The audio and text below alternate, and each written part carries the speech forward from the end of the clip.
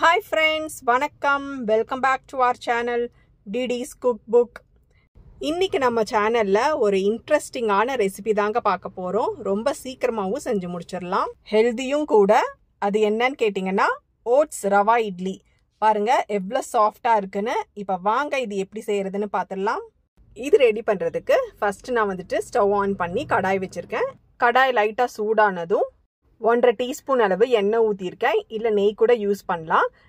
எண்ணெய் நல்லா சூடானதும் கொஞ்சமாக கடுகு, உளுத்தம்பருப்பு, கடலைப்பருப்பு இதெல்லாம் போட்டு நல்லா பொரிஞ்ச உடனே நம்மளுக்கு பிடிச்ச காயை இந்த மாதிரி கிரேட் பண்ணி சேர்த்திடலாம். நான் இங்கே கொஞ்சமாக கேரட்டும் ஃப்ரெஷ் பட்டாணியும் ஆட் பண்ணி நல்லா வதக்கி விட்டுட்டேன்.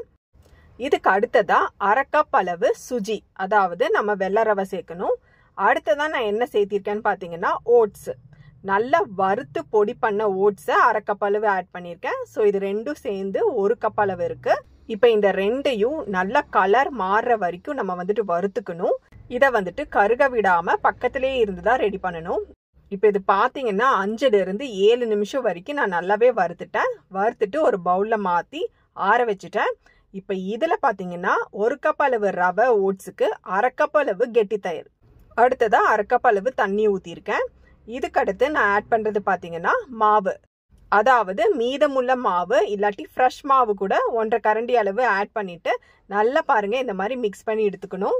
மாவு ஆட் பண்றது பாத்தீங்கன்னா ஆப்ஷனல் தான், ஆனா ஆட் பண்ணா ரொம்ப சூப்பரா இருக்கும் நம்ம இட்லி. இப்போ இது 1/2 மணி நேரம் நல்லா ஊறட்டும். இப்ப பாருங்க ஃப்ரெண்ட்ஸ், 1/2 மணி நேரம் நல்லாவே ஊறிடுச்சு. இங்க பாருங்க நல்லா திக்காகி இருக்கு. இந்த டைம்ல நம்ம 1/4 டீஸ்பூன் அளவு சோடா உப்பு ஆட் பண்ணி கொஞ்சமா தண்ணி ஊத்திக்கலாம். இட்லி மாவு கன்சிஸ்டன்சிக்கு கொண்டு வந்துடணும். இது பாருங்க கரெக்டா இருக்கு. இப்போ அடுத்ததா நான் இட்லி தட்டை எடுத்து வச்சிருக்கேன். இதுல எண்ணெய் இல்லாட்டி நெய் தடவிக்கணும். இது தடவிட்டு நம்ம ப்ரிப்பேர் பண்ண மாவை கொஞ்சமா ஊத்திக்கலாம். அதாவது 1/4 வாசி ஊத்தினா உப்பி வரத்துக்கு கரெக்டா இருக்கும் ஃப்ரெண்ட்ஸ். அப்புறம் நான் இன்னைக்கு சோடா உப்பு ஆட் பண்ணியிருக்கேன். இது ஆப்ஷனல் தான், உங்களுக்கு வேணும்னா ஆட் பண்ணிக்கோங்க, இல்லாட்டி ஸ்கிப் பண்ணிடலாம். இப்போ அடுத்தது பாருங்க, இட்லி பாத்திரத்துல தண்ணி ஊற்றி ரெடியா இருக்கு. இப்போ நம்ம ரெடி பண்ண இட்லி பிளேட்டை இதுல வச்சு 10 - 12 நிமிஷம் வேக வச்சு எடுத்துக்க போறோம். இப்போ பாருங்க 12 நிமிஷம் நான் நல்லாவே வேக வச்சுட்டேன். இட்லி பாருங்க எவ்வளவு சூப்பரா உப்பி இருக்கு. இட்லி பாத்திரத்துல இருந்து வெளியில எடுத்து வச்சாச்சு.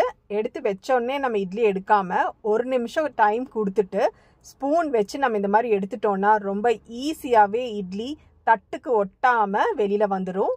பாருங்க இட்லி எவ்வளோ சாஃப்டா வந்திருக்குன்னு உங்களுக்கு பார்த்தாலே தெரியும். இப்போ நம்ம பிளேட்ல சுட சுட நம்ம இட்லியை வச்சிடலாம். இன்னைக்கு இந்த இட்லிக்கு நான் வேர்க்கடலை சட்னி தான் ரெடி பண்ணேன். ரொம்பவே சூப்பரா இருந்துச்சு. எங்க வீட்டுல எல்லாத்துக்குமே ரொம்ப பிடிச்சிருந்தது. ரொம்ப சாஃப்டா வந்திருந்தது. இங்க பாருங்க எவ்வளோ சாஃப்டா வந்திருக்குன்னு. கண்டிப்பா இது போல நீங்க உங்க வீட்டுல ட்ரை பண்ணி பார்க்கணும். இன்ஸ்டன்டா நம்ம ரெடி பண்ணிடலாம். ஸோ அவ்வளோதான் ஃப்ரெண்ட்ஸ். இந்த ரெசிபி உங்களுக்கு பிடிச்சிருந்ததுன்னா கண்டிப்பாக நம்ம சேனலை சப்ஸ்கிரைப் பண்ணி லைக் பண்ணி ஷேர் பண்ணி விடுங்க. இதே மாதிரி வேற ஒரு ரெசிபியில் நெக்ஸ்ட் நான் உங்களை மீட் பண்ணுறேன். Thank you, take care.